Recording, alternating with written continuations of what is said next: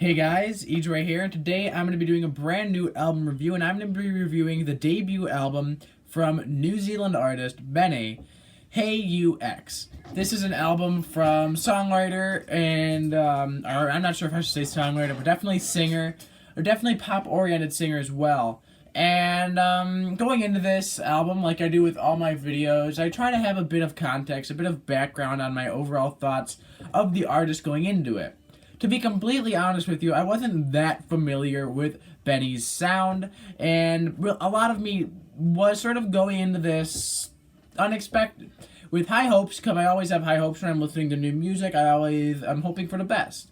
And going into this album, the first thing that really stuck out to me was that it has a very new indie sound, similar to the likes of Lime Cordial and Great Gable, other bands that I reviewed this year coming out of that part of the world.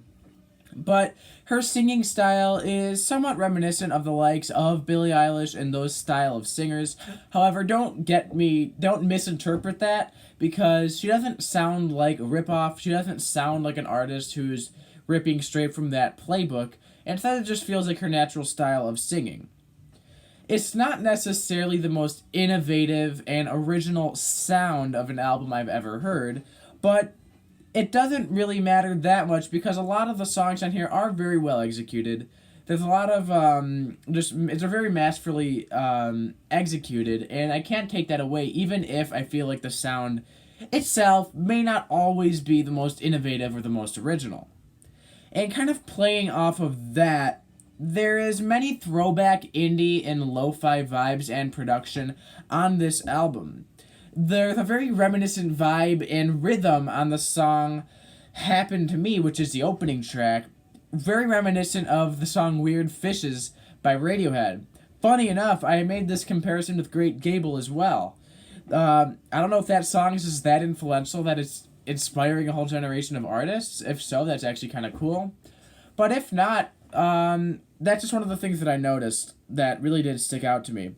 Despite similarities, though, there's a very dreamy overtone with a great guitar tone as well that not only plays well on that song, the opening track, but really throughout the entire album.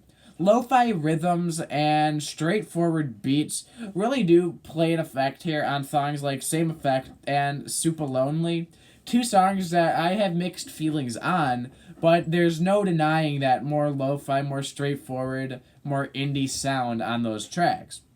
And the track Kool is one of the ones that really stuck out to me as having a much more indie rock instrumental, a much more rock-oriented drum-based instrumental, which is something I thought was a bit interesting.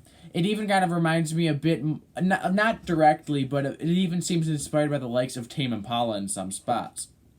You know, some of these tracks really do tackle a much more ambitious, borderline hyper pop sound, such as featuring Grimes, which is a song that really did stick out to me a lot because I've been pretty critical of the hyper pop genre. So hearing her kind of dabble into this was sort of interesting, and I'm a pretty big fan of Grimes. So hearing Grimes on here, I thought Grimes did a pretty good feature. Overall, I was very satisfied with the frantic electronic drum beats, the driving beat in general, as well as the artistically auto-tuned vocals from Benee, which I thought was an interesting feature, much like how Travis Scott uses auto-tune. However, not everything I have to say here is positive. I do have some complaints, even if they're not crazy complaints. Not all the tracks here really come across as brightly executed. You know, a song such as Supalonely and Snail have this very monotonous delivery, a very monotonous flow, even if they may be catchy, even if they might be memorable. That doesn't mean that they aren't even a little bit obnoxious. And I know that obnoxious is a very negative word, and to be fair, it is negative. But I feel like these songs, their flow that she has on here is it's not really leaving much impact on me. In fact, it is more monotonous and repetitive and choppy.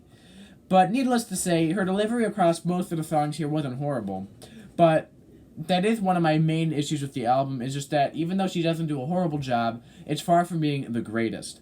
And overall, my just overall general criticism here is that I feel like she does need to create a much more cohesive sound for herself. Well, she does take a lot from her influences here and does really execute her influences well, I'm not saying she doesn't, she still has yet to really make a sound for herself. And this is her debut album, which is expected. You know, a lot of artists don't find their full sound until a little while after their debut.